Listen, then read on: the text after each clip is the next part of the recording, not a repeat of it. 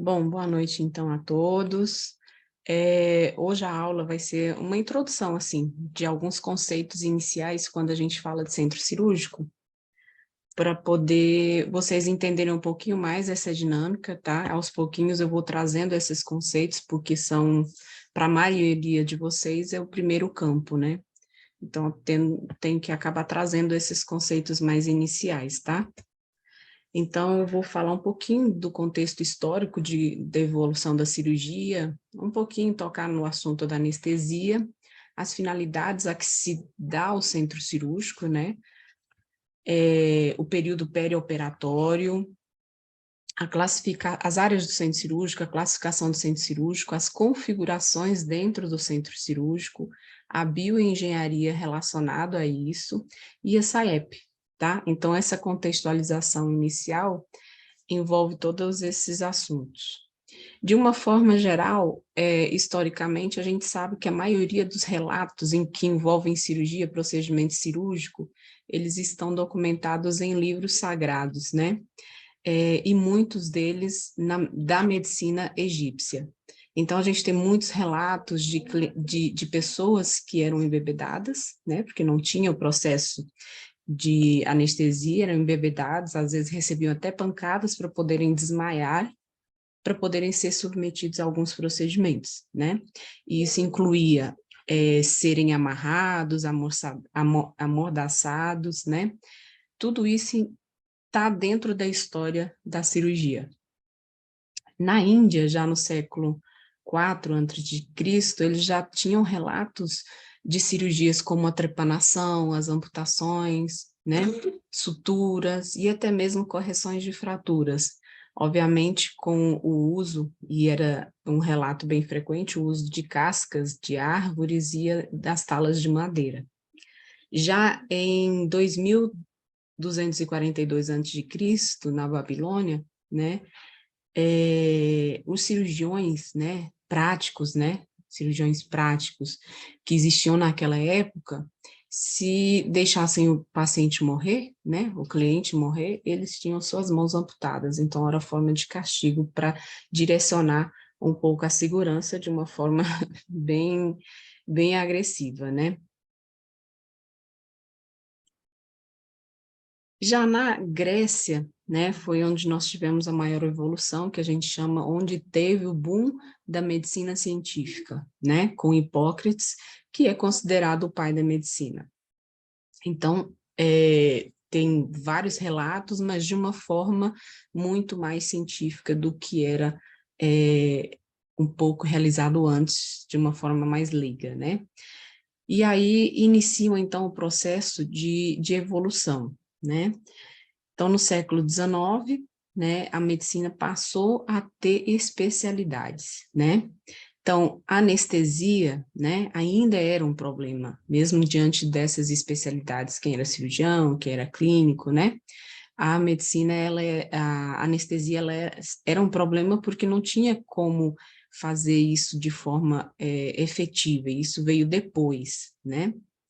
Veio depois quando teve a Segunda Guerra Mundial, né? O avanço de algumas drogas que foram experimentadas durante a Segunda Guerra Mundial trouxe, então, essa questão do avanço do processo anestésico, né?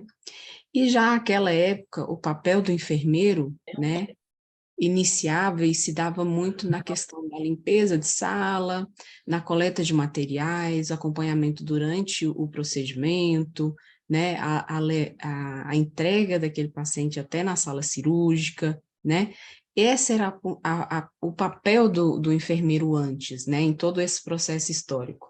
Até que chegou em 1976, em Massachusetts,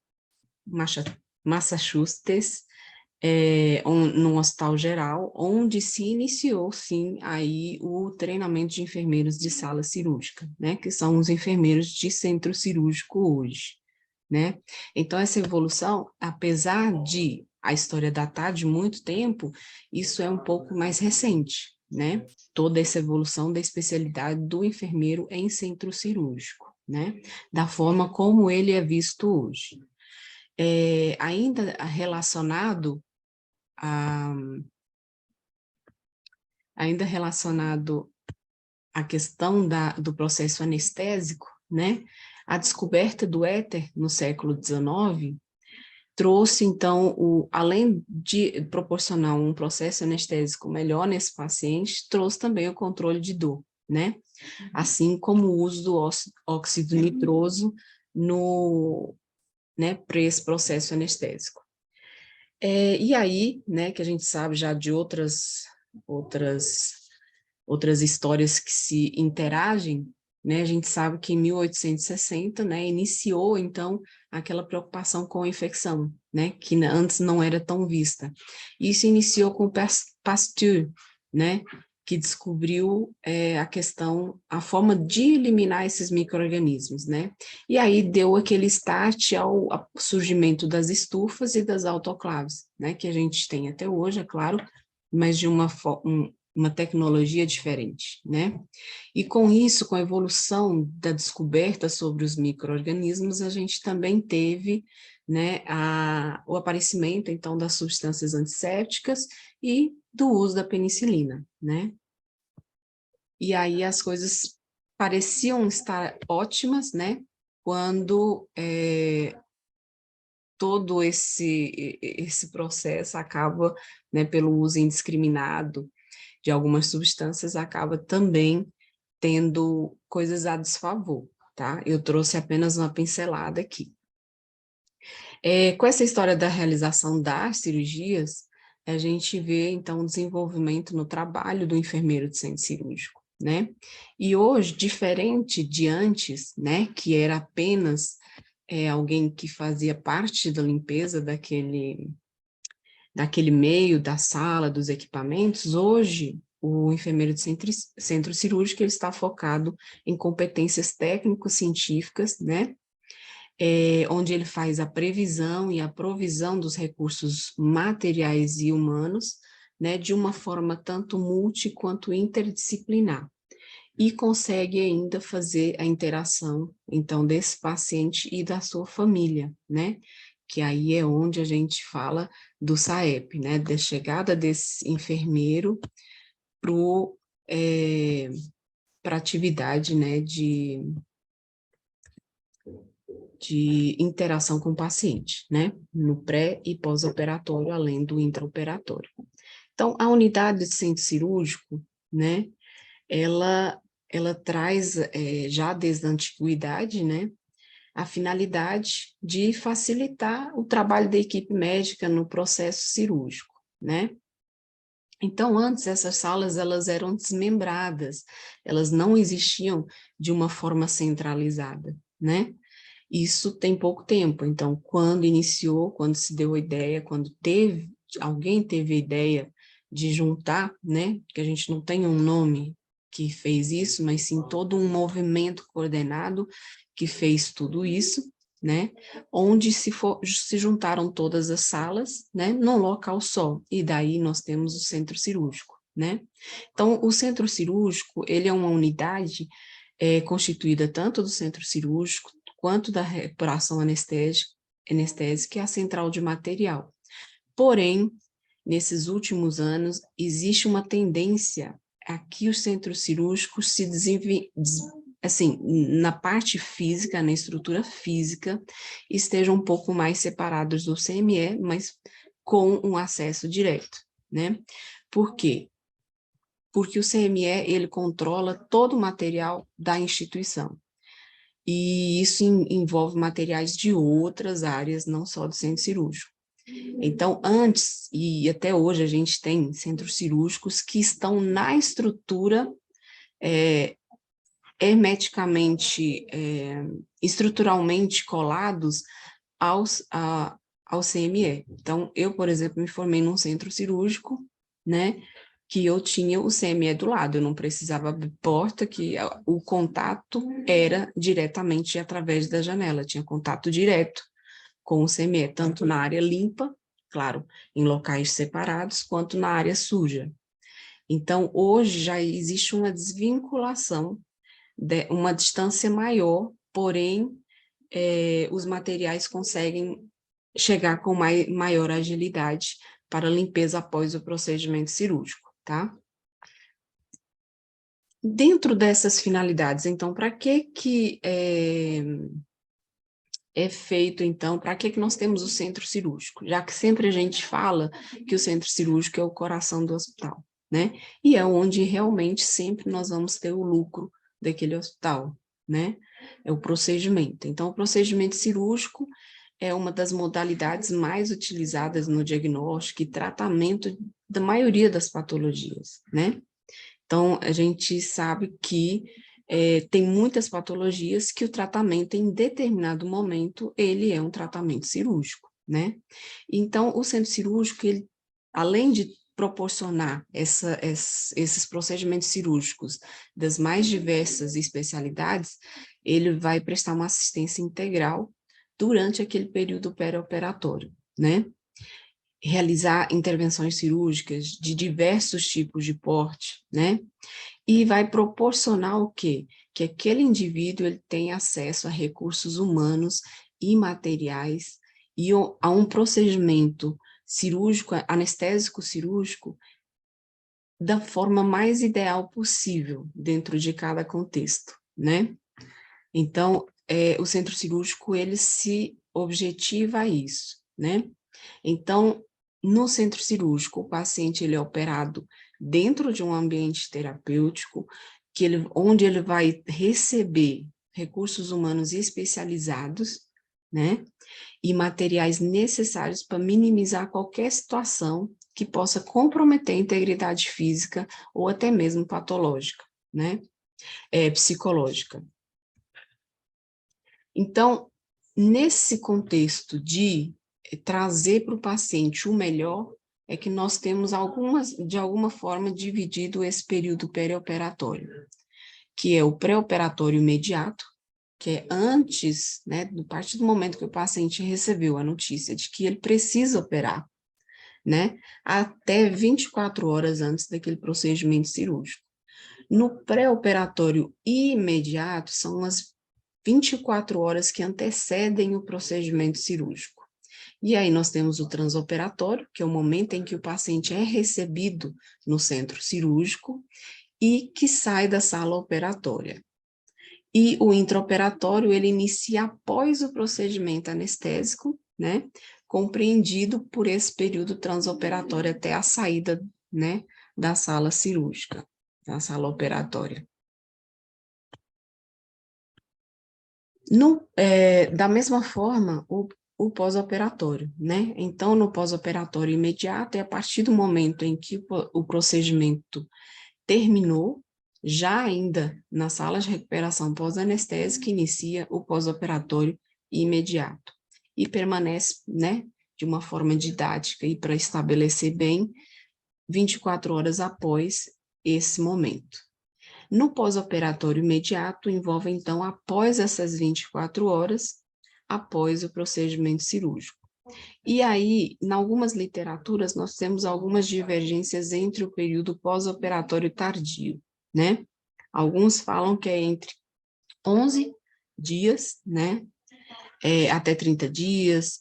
A literatura que eu peguei, ela já fala o seguinte, que é entre 15 dias, que varia, obviamente, da complexidade do procedimento cirúrgico, né? E isso vai envolver o tempo de procedimento cirúrgico, mas pode ser entre 15 dias até um ano. Por que um ano? Por que a gente fala muito de um ano quando a gente fala de procedimento cirúrgico? Porque aqueles pacientes que são colocados prótese, eles podem vir a ter alguma complicação em virtude dessa prótese, mesmo 8 meses depois, né, até um ano depois. E isso está relacionado àquele momento operatório, ele não se desvincula, tá? Então, por isso, algumas literaturas agora mais recentes estão apontando essa questão de até um ano do procedimento anestésico cirúrgico. Dentro do centro cirúrgico, nós temos, então, as áreas, né, que dividem esse centro cirúrgico. E a intenção de dividir o centro cirúrgico em áreas é para prevenir a transmissão e o risco de infecções. Então, a gente divide as áreas irrestritas, ou que não tem restrição, é onde nós temos aquela circulação geral do paciente, né, que não há necessidade de uso ainda de uniforme privativo. E aí entra o elevador, os corredores externos ao centro cirúrgico, os vestiários por onde a gente chega, né? E o local de transferência de macas, né? Onde o paciente chega ou sai do centro cirúrgico. Nas áreas semi-restritas, né? Ainda existe uma circulação maior de pessoal, né? Onde, de modo que não interfira, né, no controle da manutenção séptica, né? Então, assim, não dá para eu ir para o corredor comer, né? Eu tenho o local correto para comer, né? Por mais que a área seja semi-restrita, não dá para eu ir no corredor e ficar comendo. Eu tenho que estar na copa para comer, eu tenho que mexer nos meus utensílios numa sala de conforto, ou ainda nós temos as guardas dos equipamentos e materiais, tá? São áreas semi-restritas. E aí a gente entra para a área restrita, que é onde nós vamos ter, sim, limites de gente, né, e de pessoal, e de equipamentos, né, que são as salas cirúrgicas, as antessalas, os lavabos, né, e os corredores internos ao qual dá acesso a essa sala, né, que a gente acessa a sala. Então, precisa, sim, ter um cuidado especial, uma asepsia local, manter o uso do uniforme, máscaras, né, que cubram nariz e boca, né. Vocês estão vindo para o centro cirúrgico pós-pandemia, então deu uma leve mudada em relação a essa questão da máscara, mas sempre era um desconforto a gente ter que entrar em sala e pedir para quem estava em sala, às vezes com a máscara no queixo, que pusesse no queixo. Então, são coisinhas que a gente precisa ir corrigindo, mas que isso acabou se corrigindo de uma forma meio que natural com a pandemia, né? As pessoas começaram a ter um pouco mais de cuidado com o uso da máscara. Outra coisa importante para falar do centro cirúrgico é sobre a classificação que a gente dá de acordo com diversas finalidades do centro cirúrgico, né? Então, a gente classifica o processo cirúrgico de acordo com o momento operatório, de acordo com a finalidade cirúrgica, o risco cardiológico a qual o paciente será submetido, a duração dessa cirurgia e o potencial de contaminação. Muitos deles, vocês acabaram já vendo isso a princípio, né, quando fizeram a parte de cirurgia na graduação, né, mas é uma forma da gente relembrar esses conceitos. Então, quando a gente fala do momento operatório, isso vai depender do quê? Da doença de base daquele paciente, da evolução do quadro clínico ao qual ele se encontra, né? E nisso há uma mensuração entre as vantagens e as desvantagens de espera daquele paciente ao processo cirúrgico, né? E por isso o momento operatório ele vai ser dividido em cirurgias de emergência, cirurgias de urgência e cirurgias eletivas. Isso é uma forma da gente organizar, né, o acesso desse paciente ao processo anestésico cirúrgico. Então, nas cirurgias de emergência, o paciente ele está num quadro mais grave, né, que exige aquela intervenção imediata. E geralmente isso está muito relacionado à hemorragia, à perfuração por traumas, a ferimentos por arma branca ou arma de fogo, e por aí vai, né? São procedimentos que, se o paciente não for submetido, ele entra em óbito de uma forma bem rápida, né? Quando a gente fala de um procedimento cirúrgico, ele tem urgência, né? É que ele se refere a uma urgência relativa, né? De algumas horas, né? O paciente consegue, uma vez monitorizado e sobre avaliação clínica e laboratorial, aguardar algumas horas para fazer, então, esse procedimento cirúrgico. E aí a gente pode falar sobre o abdômen agudo inflamatório, retirada de alguns tumores, obstruções intestinais, né? Consegue por algumas horas tendo atividade clínica e suporte para se manter bem, né? E até mesmo durante esse processo de exames que ele vai precisar fazer antes do procedimento. E nas eletivas, eles vão compreender aqueles procedimentos que, a princípio, eles serão pré-agendados, né? Então, não há uma urgência em fazer, né? Mas precisa ser feito, né? E daí dá para trabalhar esse paciente, prepará-lo de forma eletiva para aquele procedimento.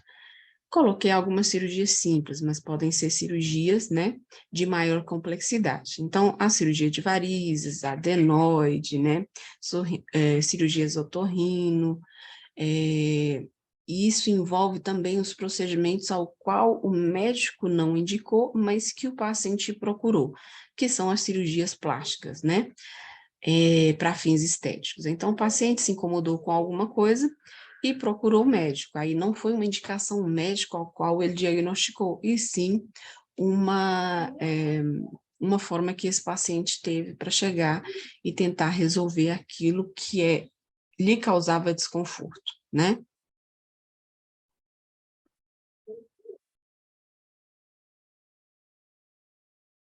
Bom, quando a gente fala além dessa questão do momento operatório, nós dividimos também o processo cirúrgico, né, na finalidade daquela cirurgia. A cirurgia ela vai ser realizada, né, com qual intuito? Com o intuito paliativo, com o intuito radical, com o intuito de plástico ou com o intuito diagnóstico, né? Então, são as 4 modalidades de finalidade cirúrgica. Então, a gente vai, na paliativa, muitas vezes são aqueles pacientes que já estão em tratamento oncológico, né? Ou não só oncológico, a gente liga muito a oncologia à paliatividade, mas aquele paciente que teve um AVE, que está com um distúrbio neurovegetativo, ele também é um paciente que, ele, em determinado momento, ele é paliativo, né? Paliativo no sentido em que não tem como recuperar as funções já perdidas, né? Então, por exemplo, no AVE, a gente sabe, dependendo da gravidade do AVE, esse paciente vai precisar, às vezes, de uma traqueostomia, de uma jejunostomia. Então, são cirurgias paliativas, né? Aquelas cirurgias paliativas que envolvem a parte oncológica, né? Geralmente envolvem a necessidade de melhorar a qualidade de vida desse paciente, aliviar a dor, né? Às vezes são feitos desvios ou anastomoses gastrojejunais, né? Quando se trata de tumores a nível gástrico ou duodenal, né?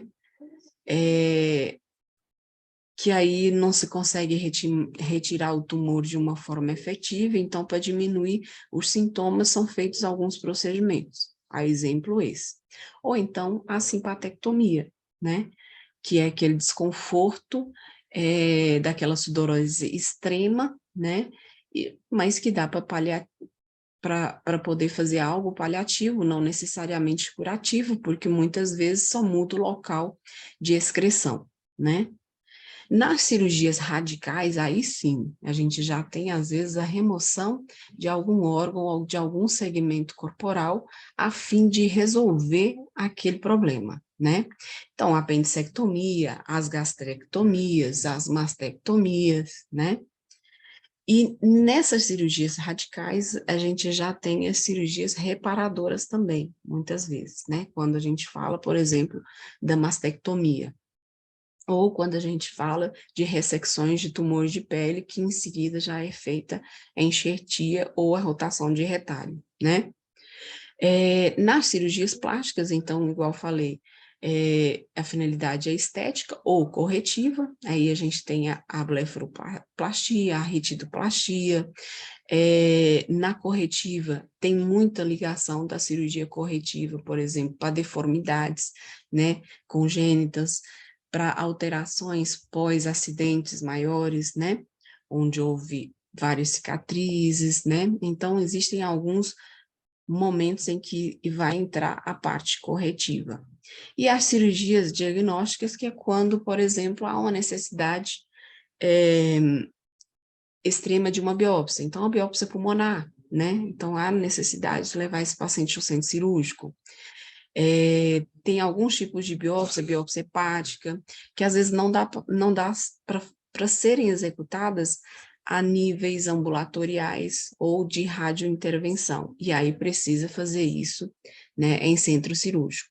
Ou às vezes o paciente chegou com obstrução intestinal, vai ser submetido a uma laparotomia, e nessa laparotomia vai se identificar, né, qual é, a causa daquela obstrução. Se é uma tumoração, se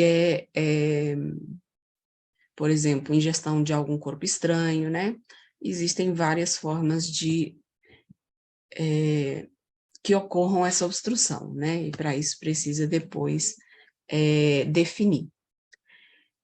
Ainda sobre o processo cirúrgico, né? O risco cardiológico. Então, por que que é necessário o paciente ser submetido a um risco cardiológico? Porque aquele procedimento ao qual ele será submetido, ele vai ter um volume diferenciado de perda de fluidos e sangue. E isso pode decorrer em alterações cardiológicas, né? Por isso, o paciente necessita desse risco cardiológico. E como que é feita essa divisão? Então, nas cirurgias de pequeno porte, né, o paciente tem uma probabilidade muito pequena de perda de fluidos e sangue, né? Então, geralmente costuma ter um risco cardiológico baixo, né? Por exemplo, as cirurgias oftálmicas, né? Nas cirurgias de médio porte, né, procedimentos ao qual o paciente pode ter uma perda de líquidos mediana, né, aí já envolve um médio porte, então tem que ter uma atenção diferenciada, às vezes uma reserva de sangue, né, a prostatectomia é um exemplo, a esterectomia, as correções de fratura, dependendo do osso ao qual está sendo corrigido, o paciente às vezes precisa, então, de receber um concentrado de hemácias. E as cirurgias de grande porte, ao qual há grandes perdas sanguíneas e de fluidos, e aí a gente entra no porte cirúrgico também, são cirurgias classificadas como cirurgias de um porte bem maior. Correção de aneurisma, as cirurgias cardíacas e os transplantes. E nisso nós temos também a duração, né? Então, quando a gente fala em porte, grande porte, médio porte, ou em porte 1, 2, 3, ele se refere ao tempo em que aquele procedimento durou, né? Então, a gente divide essas cirurgias em 4. Então, cirurgias de porte 1 até 2 horas. Então, uma hemorroidectomia, uma amidalectomia, uma curetagem uterina envolve esse período de tempo, tá? Às vezes, até uma reconstrução de trânsito pode chegar a um pequeno tempo em vista do tipo de estômago que aquele paciente tem, por exemplo, né? As cirurgias de porte 2, uma variação entre 2 e 4 horas, aí entra a esterectomia, a colicistectomia convencional, né, aberta, e a prostatectomia radical. Tudo isso também envolve, por exemplo, se eu tenho um hospital que não é um hospital escola, às vezes eu tenho uma duração menor, né, de tempo.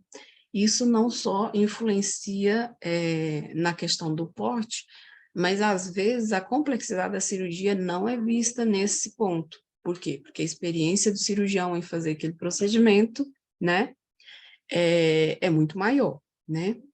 Então, por exemplo, uma colicistectomia por um cirurgião mais experiente, ele vai fazer isso muito mais rapidamente do que quando ele está no hospital escola. A gente também tem que observar todos esses detalhes. No porte 3, vai ser aqueles procedimentos que envolvem de 4 a 6 horas, né? E a gente entra a questão da revascularização do miocárdio, colocação de prótese total de quadril, as craniotomias, né?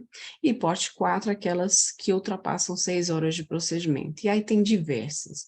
Além do transplante, a aneurismectomia, tem a gastroduodenopancreatectomia, que é muito conhecida, às vezes no mapa sai como cirurgia de Whipple, né, que é uma cirurgia bem grande mesmo, envolve manipulação de pâncreas, estômago, às vezes fígado, intestino duodeno, né, intestino delgado, duodeno e jejum, né, então são um procedimento extremamente grande. E nesses procedimentos, a gente ainda precisa classificá-los quanto ao nível de contaminação, né? Então, a gente divide muito isso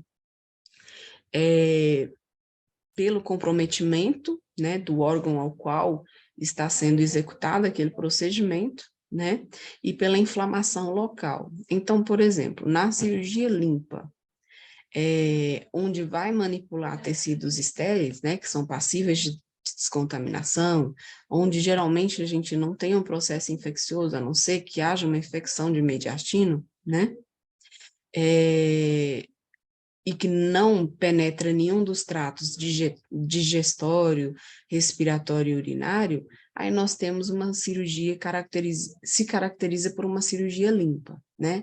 Então, nós temos o exemplo da cirurgia cardíaca, da neurocirurgia, da atroplastia de quadril, tá?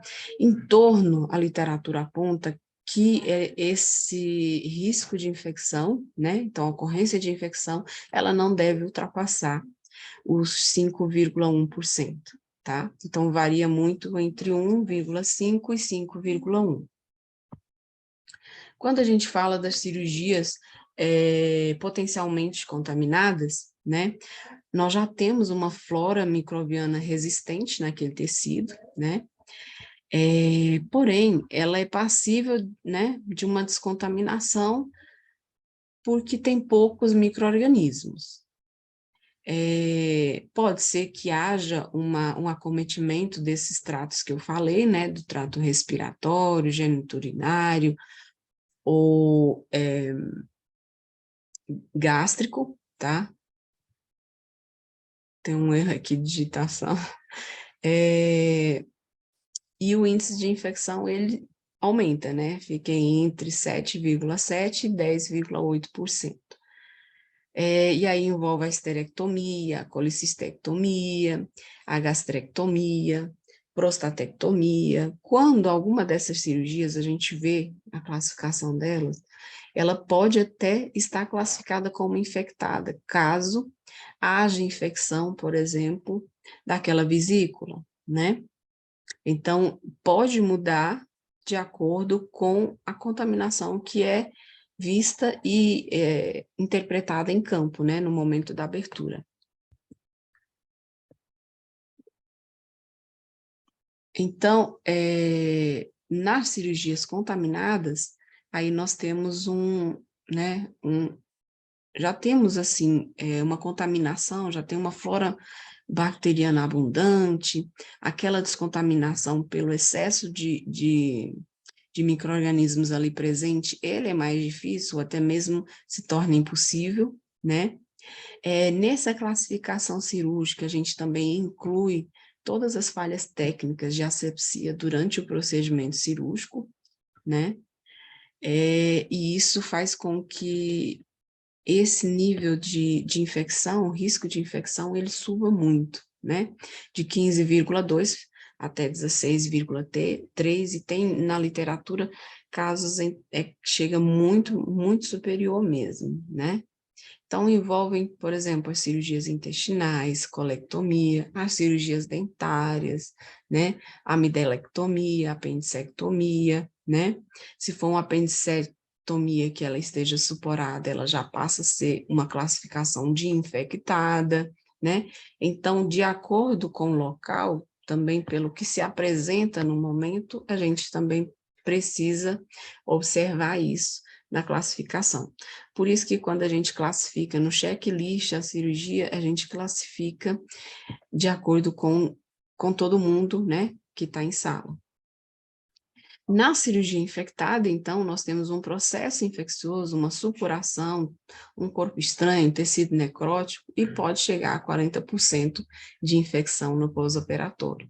Aí nós temos as cirurgias de reto e ânus, ao qual não teve uma limpeza no pré-operatório, né? Ou que tem um processo infeccioso, o tumor está já num estado mais avançado, onde há uma necrose, uma drenagem de pus, né? O desbridamento de escara, por que o termo escara? Porque é quando está mesmo com aquele aspecto de necrose seca, abaixo tem pus, né? tem loculações de pus. As amputações no pé diabético, tanto que tem amputação que exige que ela permaneça aberta, não tem como fechar. Por quê? Porque tem em curso ainda um processo infeccioso, né? E as nefrectomias, onde já tem, né, um abscesso associado, né, com infecção. Então, esses foram a classificação do processo cirúrgico, né? As diferentes formas da gente classificar o processo cirúrgico. Na configuração do centro cirúrgico, né, onde que esse centro cirúrgico vai estar localizado, a gente deve observar sempre que ele vai estar em locais de fácil acesso para toda a área cirúrgica, a princípio, né? Depende, claro, da quantidade de leitos daquele hospital, né? Porque aí se for um hospital de grande porte, né, acima de 700 leitos, ele é um hospital que as distâncias vão ser diferentes de um hospital de 100 leitos, 200 leitos, né? Então, o centro cirúrgico, ele vai estar próximo das salas de recuperação, né? E, a princípio, ele não está na área de maior circulação de gente, né? Então, por exemplo, parte ambulatorial, parte de pronto-socorro, ele tem o acesso, mas ele deve estar sempre restrito. Mas ele tem que ter fácil acesso à UTI, tem que ter fácil acesso ao CME e tem que ter fácil acesso à clínica cirúrgica, né, para retornar esse paciente no pós-operatório.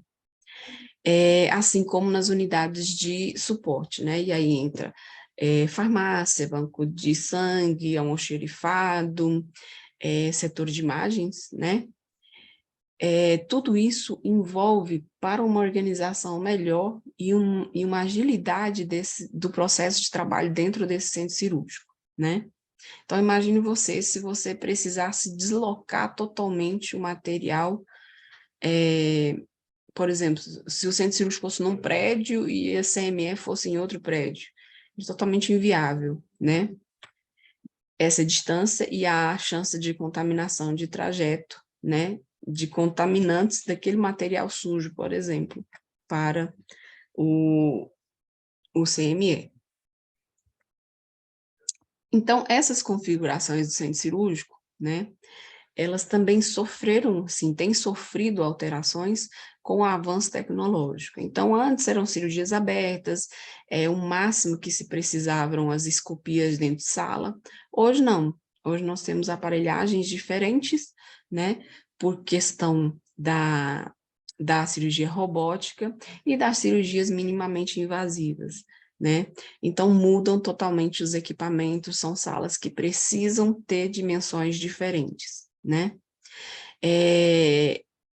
E até porque, às vezes, a equipe cirúrgica aumenta, né? Então, preciso de mais pessoas, né, de acesso. Por isso, hoje, a gente tem muitas salas cirúrgicas já construídas com antessalas, né?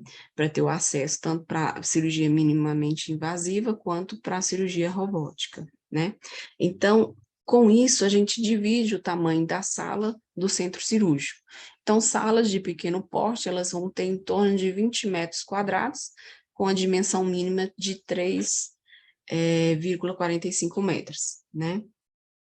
Nas de médio porte, 25 metros quadrados, né? E nas de grande porte, 36 metros quadrados.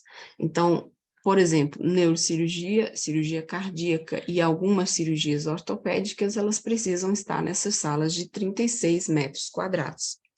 Então, o que mais precisa ser observado quando a gente fala da sala operatória?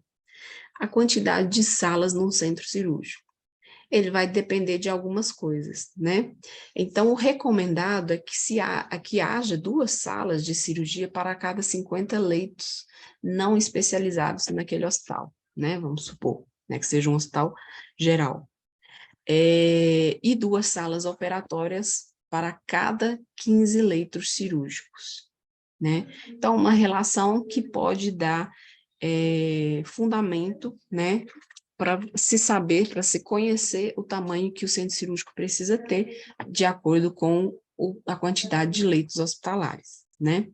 E aí, lembrando que Dentro de uma sala operatória, nós temos vários equipamentos, né? Desde a cirurgia mais simples até a mais complexa. Então, o aparelho de anestesia ele tem que caber com monitor, mesa de maio, as mesas cirúrgicas com material cirúrgico, né? A maca com acionamento mecânico ou elétrico, seja qual for, ela também toma tamanho, porque ela tem as perneiras, tem as braçadeiras, tem os vários apoios, né? Os negatoscópios, ou hoje as televisões, né? Que a gente já tem em sala, os focos de luz, sejam eles fixos, sejam eles móveis, o computador para acesso ao prontuário eletrônico, né? Uma coisa que antigamente não tinha, mas que agora precisa estar dentro de sala, né? Então vejam só a quantidade de equipamentos que a gente precisa ter dentro de sala. Então essas salas, a tendência é que elas se tornem maiores em decorrência, né? Dessa necessidade de abarcar todos esses equipamentos. Nas salas operatórias, a gente divide, então, a gente falou, divide os equipamentos fixos e móveis, né? Nos equipamentos móveis, eles vão divergir de acordo com a especialidade, né? Aí nós temos o bisturi elétrico, obviamente, todas as salas vão ter, mas, por exemplo, na cardíaca, eu vou ter que ter a máquina de circulação extracorpórea. Se for uma cirurgia minimamente invasiva, eu vou ter que ter o equipamento de videolaparoscopia, os aspiradores auxiliares, por exemplo, tem cirurgias que eu preciso ter um aspirador que abarque a parte do procedimento cirúrgico e o aspirador que abarque a necessidade de manipulação respiratória durante o procedimento, né? Ou eu vou ter que ficar trocando tubulações, né, e reservatórios durante o procedimento, caso eu só tenha um. Antigamente, a gente tinha ainda como material fixo, aliás, dentro das salas, a necessidade de armários e prateleiras. Hoje isso já é meio que abolido, hoje são utilizados os carros de material específico, né, para cada cirurgia, que são montados previamente no centro cirúrgico ou na central de materiais, a depender da organização da estrutura física daquele centro cirúrgico, né?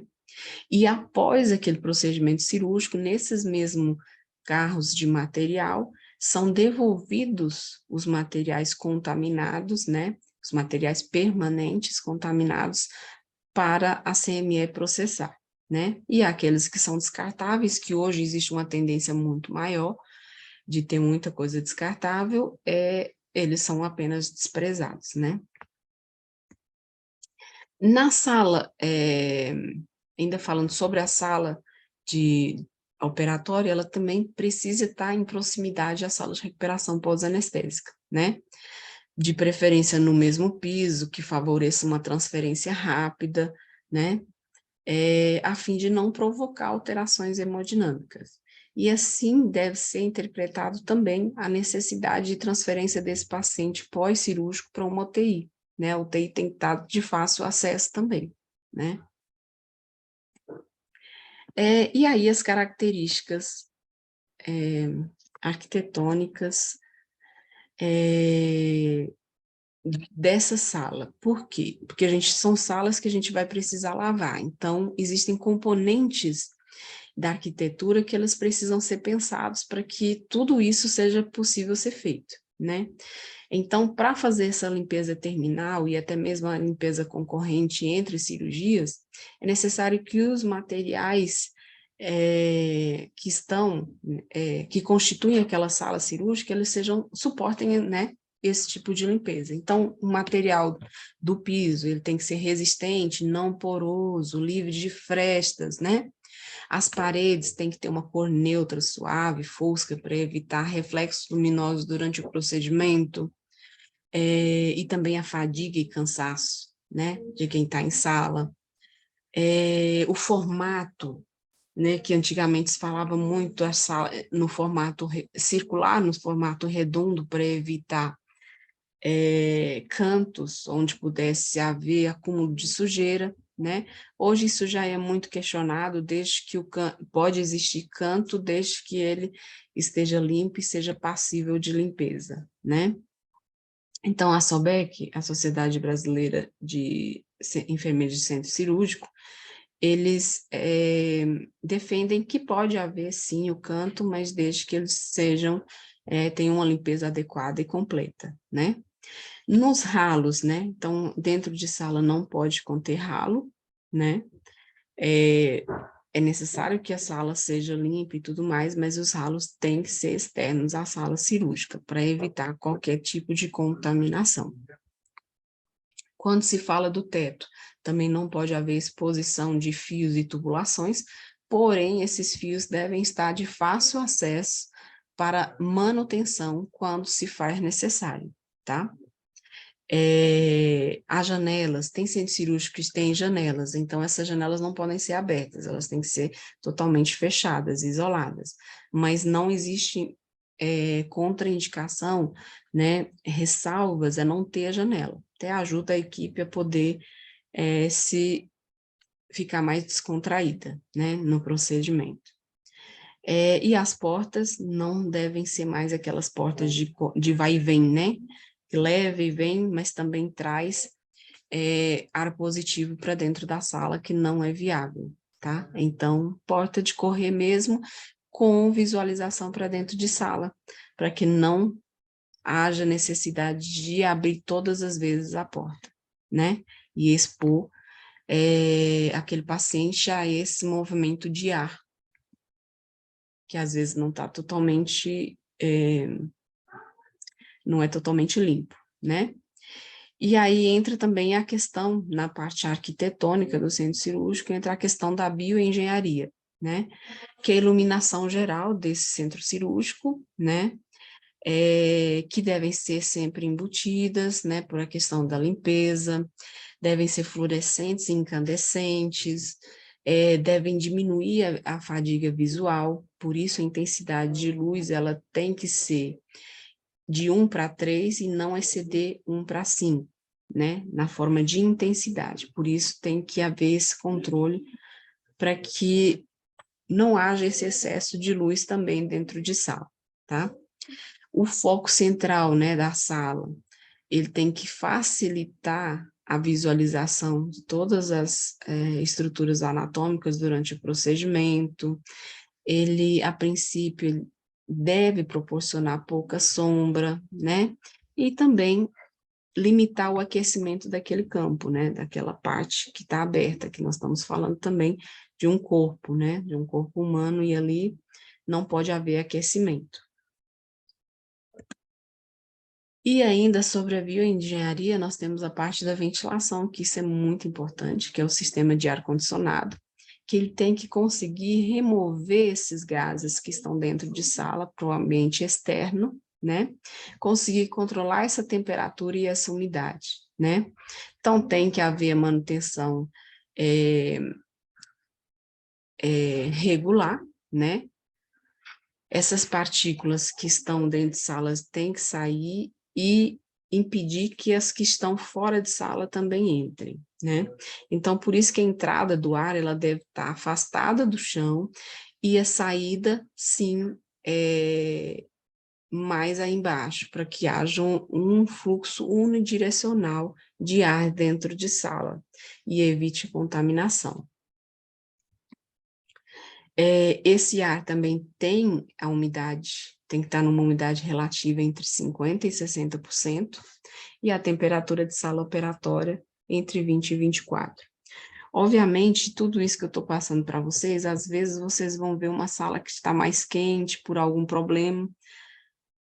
O ideal é todo esse contexto, né? Para a gente evitar infecção, né? Para evitar outros problemas que possam acometer esse paciente. Então, a gente tem que sempre buscar o ideal, tá? É claro que vocês vão ver diferentes momentos, diferentes locais que às vezes possam não estar de acordo com essas atualizações de bioengenharia ainda, tá? Mas tem que estar o mais próximo possível, né? Então, por exemplo, circuitos elétricos, né? Não posso ter poucas tomadas dentro de sala, sobrecarregar uma tomada só, né? Eu tenho que ter várias tomadas, né? Para dividir esses aparelhos, né? Porque se não se der um curto dentro de sala, né? Você vai ter que achar um jeito de retornar aquilo ali ou ter uma sala para poder pôr esse paciente. E tudo isso gera um transtorno e um risco de vida, né? Para aquele paciente. Essas tomadas, elas devem estar longe do chão, né? 1,5 m, para evitar riscos de explosão e até acidentes e as próprias quedas. Além disso, dentro de sala, nós temos, então, as instalações de fluidos, né? Que aí envolve o vácuo, o oxigênio, o ar comprimido, o óxido nitroso, né? Todos eles devem ser ter uma visualização direta em régua ou coluna de gás. O ideal é que essa coluna seja suspensa na parede ou no teto, tá? Para que a equipe cirúrgica tenha um bom trânsito dentro de sala, né?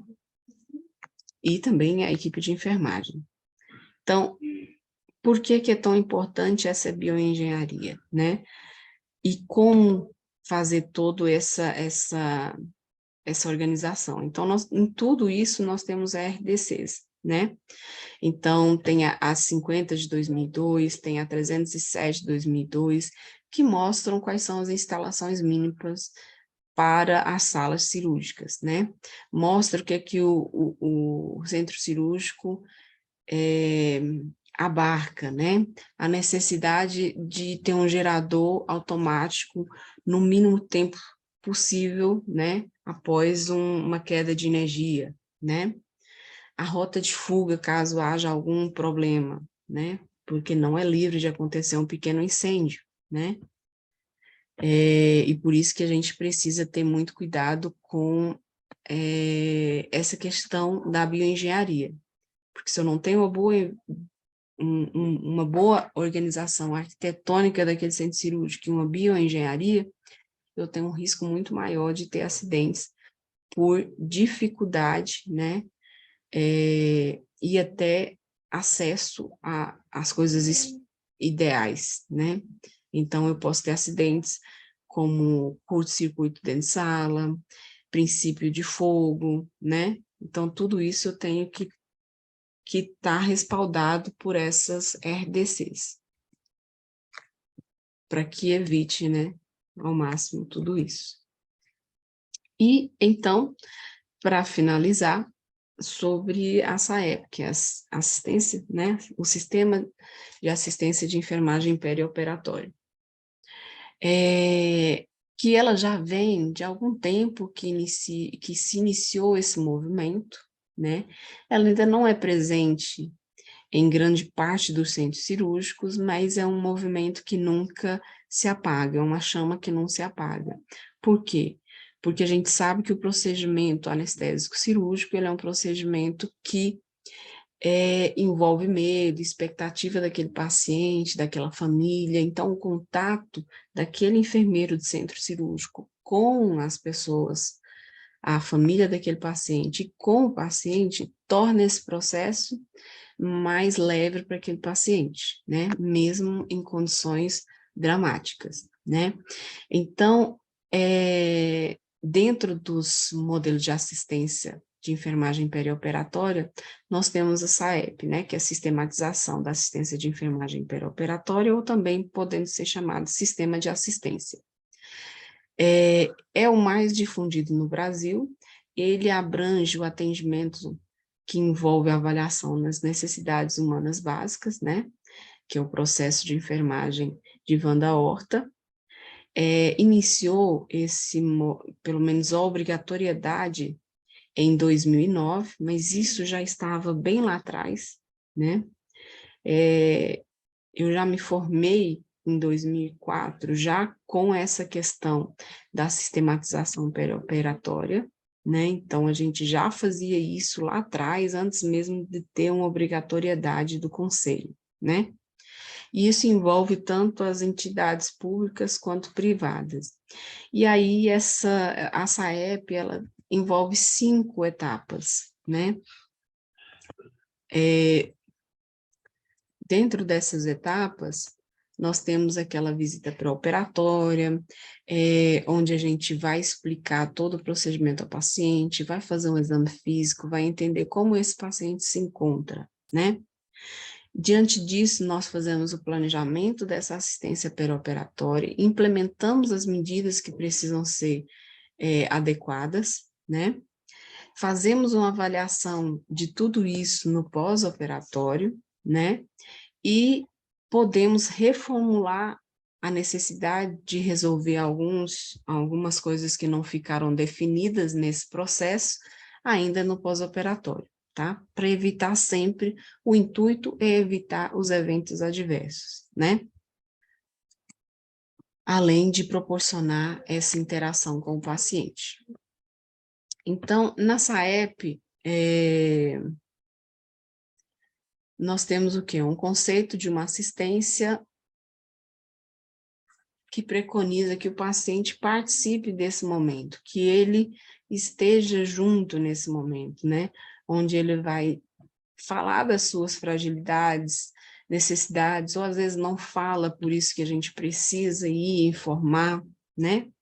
Então, vai variar muito de pessoa para pessoa, tem pessoas que conseguem se explanar muito bem, tem pessoas que não conseguem falar, mas a gente deve sim colocar para ele todo o processo para que ele entenda e se sinta mais seguro diante daquele momento, né? E o SAEP também nos ajuda a fazer o quê? A fazer um registro melhor, né? Então, ter o registro dessa evolução, de como foi feito aquele exame físico, né? Daquilo que foi pertinente no pré-operatório de ser observado, né?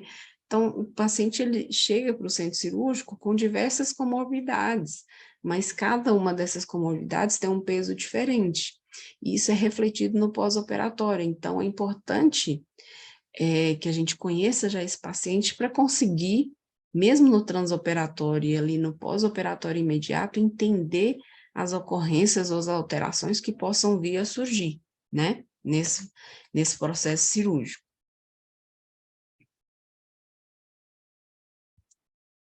E então, só para condensar melhor a informação, na visita pré-operatória, o objetivo é promover uma interação entre esse enfermeiro do centro cirúrgico e esse paciente, né? Nessa visita, ele tem que dar informações importantes, né? Como a chegada dele no pré-operatório, coisas simples, tá, gente? Tem coisas que o paciente ele não sabe, ele não é obrigado a saber. Então, por exemplo, se ele vai ser submetido a uma cirurgia e ele não pode tomar banho e lavar a cabeça 1 hora antes, né? Porque ela não vai secar. E o uso de tecnologias como bisturi e tudo mais pode gerar, junto à umidade, uma queimadura. Então, eu tenho que orientar coisas simples. Qual sabonete que ele vai tomar banho, né? Para ele não lavar a cabeça, para ele tirar prótese, adornos, para ele tirar as unhas, né? É um problema essas unhas hoje em dia. Então, o paciente já tem que receber a notícia de que ele tem que chegar com uma unha sem esmalte, uma unha sem gel, né? Tirar aqueles apliques de unha, que hoje são uma febre. Então, por exemplo, às vezes numa cirurgia de urgência, isso aí pode ser um atrapalho muito grande, né? A depender da gravidade do paciente. Então, para uma cirurgia eletiva, a gente já vai pedir para o paciente tirar tudo isso, né? Então, são informações simples, mas que são necessárias e que evitam problemas no intraoperatório, né? A questão da limpeza, por exemplo, eu já tive paciente que chegou no centro cirúrgico com a touquinha bonitinha, tudo, e tinha dinheiro no meio do cabelo. Por quê? Porque não queria deixar com o acompanhante que estava na enfermaria. E assim, coisas que a gente acha que nunca vai ver, mas vai ver, tá?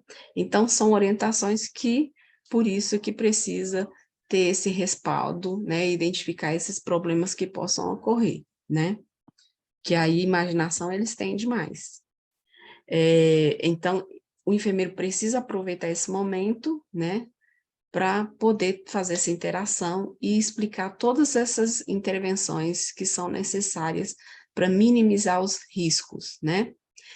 E eles também têm muito medo de levantar, principalmente aquela população mais idosa. Então, vai ficar bem quietinho. Aí, o bem quietinho, dependendo do procedimento cirúrgico, né, não é viável, porque aumenta a chance de derrame pleural, aumenta a chance de atelectasia, aumenta a chance de doenças cardiovasculares e até mesmo as lesões por pressão, né? Então, mais uma vez, a orientação ela precisa ser dada para esse paciente e até às vezes para a equipe assistencial do local para transcorrer de uma forma mais amigável, né, essa evolução de pós-operatório. No período transoperatório, ter atenção à identificação do paciente, checar a identificação, né? Isso é muito importante. Pelo nome, data de nascimento, a gente sabe que tem muitos nomes parecidos e às vezes homônimos, que precisam ser diferenciados pela data de nascimento, né? Mais uma vez, aquela recepção do enfermeiro no centro cirúrgico também ajuda que o paciente tenha um alívio do medo e daquela ansiedade, né?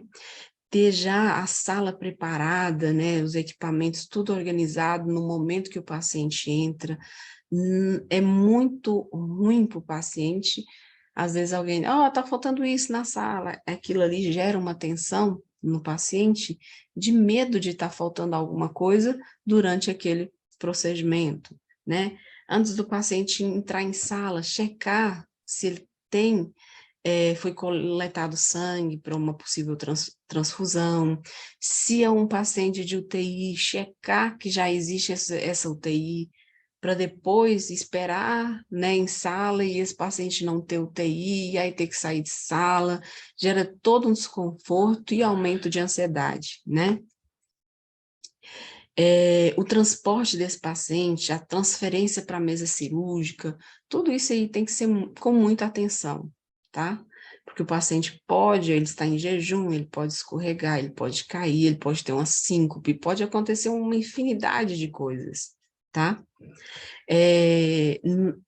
Auxiliar sempre, né, estar presente na sala para ver o que é necessário nesse processo anestésico cirúrgico, na indução, né, na realização da passagem da sonda como preparo para o procedimento, né, ter muita atenção nessas passagens, né, posicionamento cirúrgico, se lembrar do tempo daquela cirurgia, verificar se não há pontos de maior pressão, né, ter o cuidado da umidade pós-degermação, por exemplo, no abdômen. Hoje nós temos os campos descartáveis, eles não absorvem, né, os antissépticos, ter cuidado de que está seco embaixo do paciente, porque senão ele faz uma lesão por queimadura, que às vezes pode parecer com uma lesão por pressão, mas não foi, né? Foi porque tinha umidade ali, e na hora de usar o eletrocautério teve a queimadura, né? Isso tanto para quem está em dorsal quanto está em ventral, tá? Então, no paciente neurológico, tem que ter muita atenção à face do paciente, da forma como ela está apoiada, né? Preparar as pinças, né? Observar a questão do curativo pós-operatório, o que é que acontece muito? O paciente teve uma cirurgia de algumas horas, ele inicia um processo de acúmulo de líquido extracelular. Isso faz com que ele esteja um pouco demasiado, e nas próximas horas pós-cirurgia, ele vai estar mais. Então, na aplicação das fitas adesivas, a gente tem que ter muito cuidado, porque senão no pós-operatório, dependendo da forma como elas foram aplicadas, eu vou fazer uma escalpelação ali de epiderme, vou tirar a epiderme no momento da remoção dessa fita, né? Então, ter essa atenção durante né, já na finalização do procedimento, quando vai fazer essa aplicação da força na fita, tá? E auxílio na retirada, então, no final da cirurgia, para que não haja, né, ter os cuidados para que as marcas estejam travadas, para que esse paciente não sofra uma queda nessas transferências. Então, nessa fase conclusiva, já no pós-operatório, né, isso envolve desde a recuperação pós-anestésica, então ter aquele rigor de observação, então o paciente saiu da sala, a cada 15 minutos checar sinais, depois da primeira meia hora, a cada 30 minutos, na primeira hora, observar todas as alterações, caso ele tenha dreno, né, observar se há uma drenagem aumentada desse dreno, como que esse dreno está drenando, né, é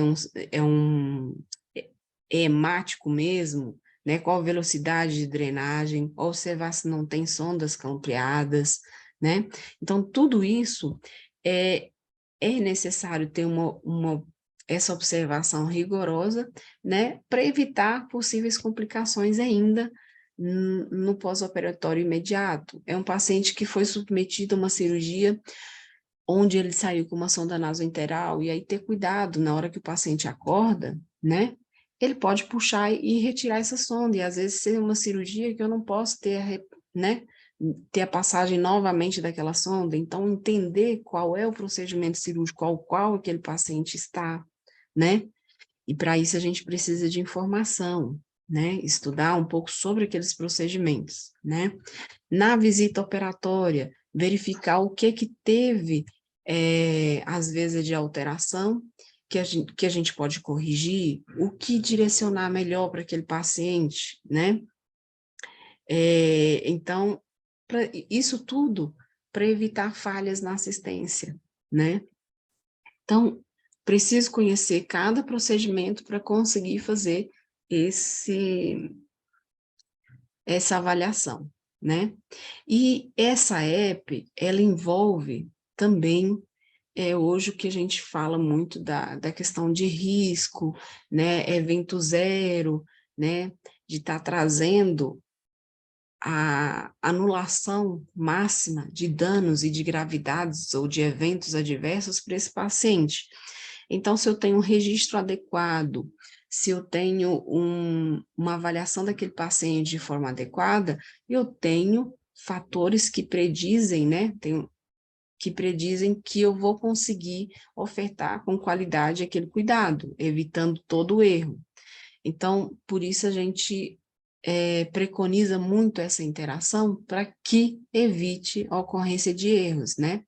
E aí nós temos a RDC número 7 da Anvisa, que fala sobre essa questão do risco desse paciente, né? Da probabilidade de ocorrência de um dano e de uma gravidade, e para isso tem o enfoque, então, da assistência perioperatória, né? Onde nós vamos ter essa identificação desses fatores de risco, onde nós vamos ter as possibilidades de alterar e proporcionar àquele paciente uma assistência mais individualizada, né? E sempre direcionando aquilo que eu preciso fazer para cada paciente, né? Apesar das cirurgias às vezes se repetirem, o paciente ele modifica, então eu preciso conhecê-lo para poder também modificar aquilo que eu vou aplicar para ele. E esse modelo que traz nessa RTC, ela coloca baseada, né, em 5 pilares, né? O ambiente, os materiais e equipamentos utilizados nesse paciente, os recursos humanos, o paciente e os riscos comuns em outras áreas, né? Então, quando a gente fala do ambiente, a questão do transporte desse paciente para a mesa cirúrgica, a retirada, né? Então, evitar a queda que está relacionada ao ambiente. Nos materiais e equipamentos, ter disponível esses materiais que o paciente vai precisar para o procedimento, né? Nos recursos humanos, ter quantidade suficiente de pessoas para aquele procedimento e pessoas com qualidade profissional. O que é a qualidade profissional? Que entendam aquilo que está sendo feito, né?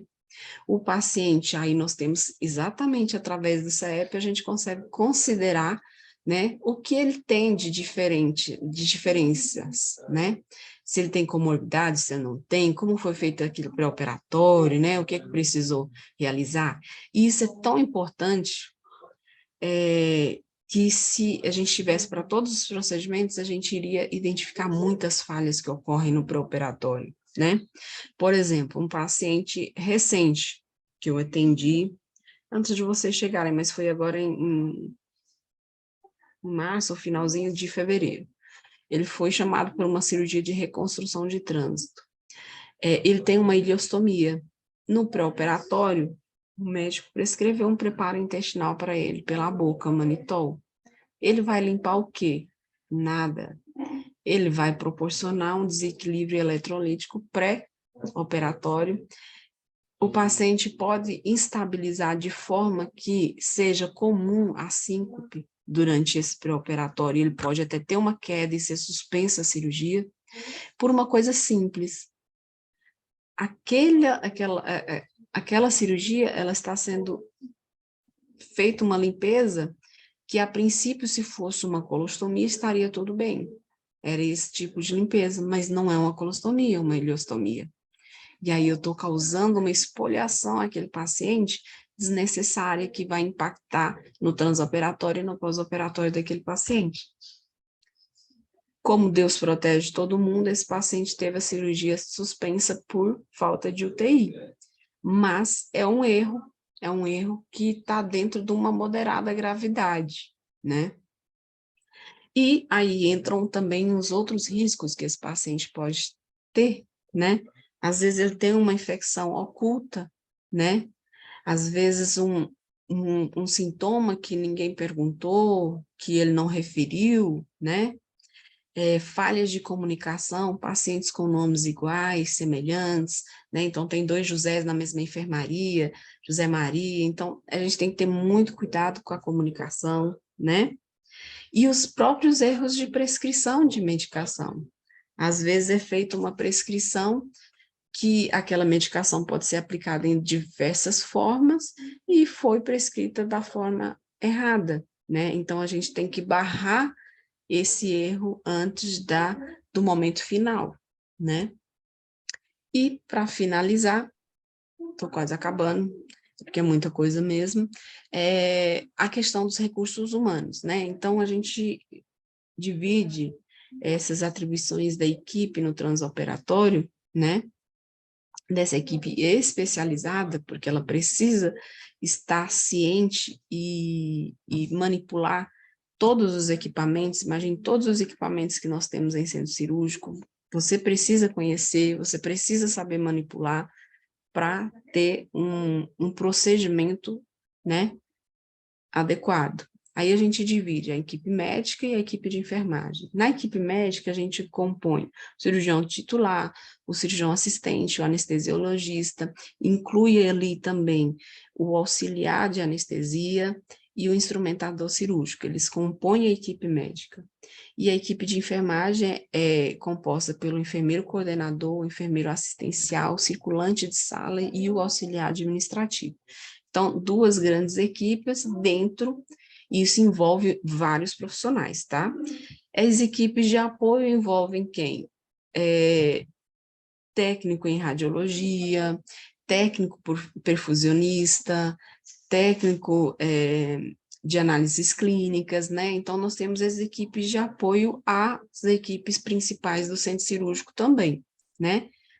E nessa gestão do centro cirúrgico, né, que é onde o enfermeiro, onde a enfermagem tem um destaque muito importante, né, pela questão de complexidade, pelos fatores que causam estresse, né, a questão de relação entre setores e profissionais, né, então o enfermeiro do centro cirúrgico, ele está gerenciando tudo isso, e ele precisa providenciar condições ideais para que esse procedimento aconteça diante de toda essa complexidade de estrutura física, de recursos materiais, de recursos humanos, né, e até financeiros reportados àquele processo de trabalho.